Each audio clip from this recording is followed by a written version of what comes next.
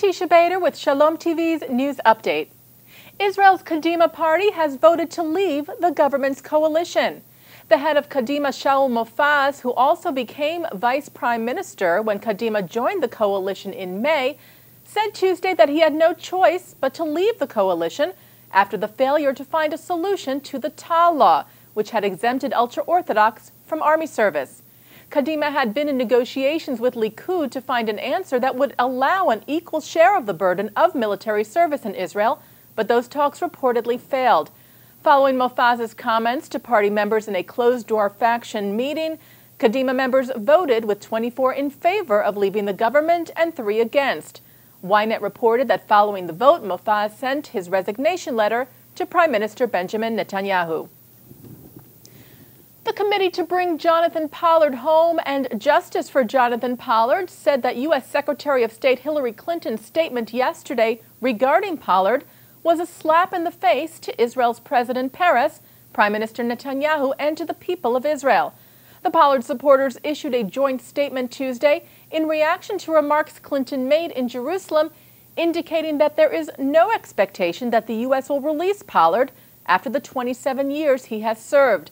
The committee stated, however, Clinton is not the decision maker. President Obama is, and he still owes an official response to the numerous formal requests for Jonathan Pollard's release. Pollard was convicted of spying for Israel and is serving a life sentence. Yesterday, we reported to you that the British tabloid The Sun had tracked down Nazi war criminal Ladislav Chitauri with the help of the Simon Wiesenthal Center of Israel. Well, we wanted to follow up on that story and clarify that it was the director of the Simon Wiesenthal Center's Israel office, Dr. Efraim Zurov, who found the #1 Nazi war criminal back in September of last year and submitted the information on his whereabouts and crimes to Hungarian prosecutors.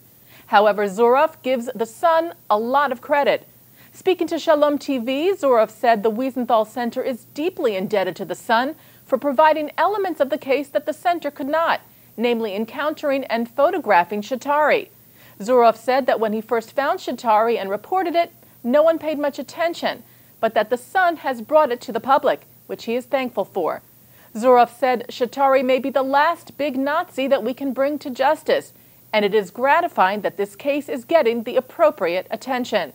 Zurov noted that this is the 4th such cooperative effort between The Sun and the Wiesenthal Center.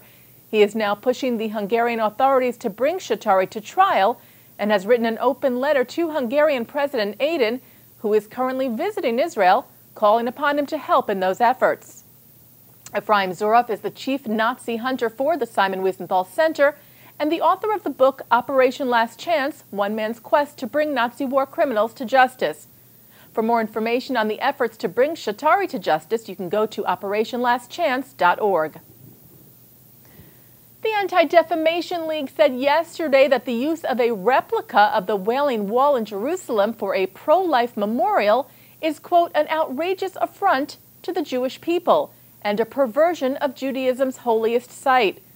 The ADL made the comments in regards to the International Pro-Life Memorial and National Life Center being planned by 2 evangelical pastors in Wichita, Kansas.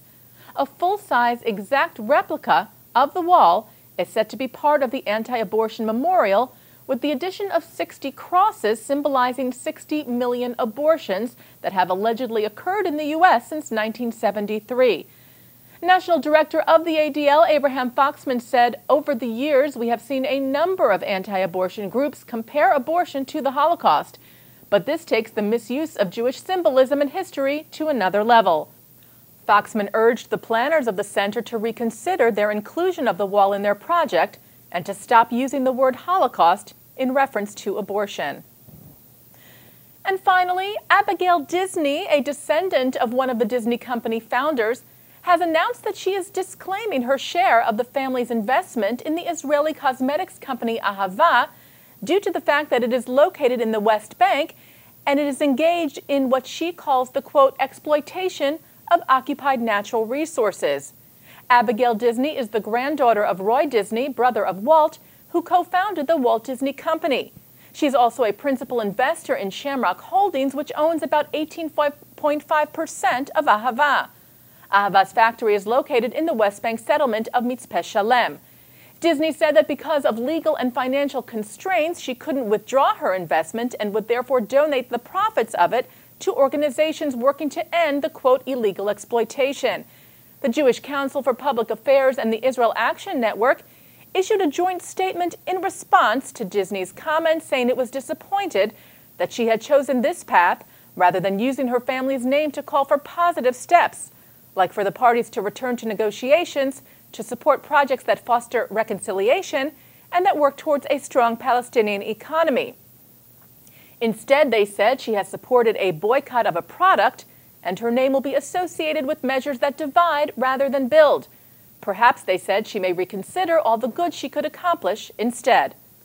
And that's Shalom TV's News Update. I'm Teisha Bader.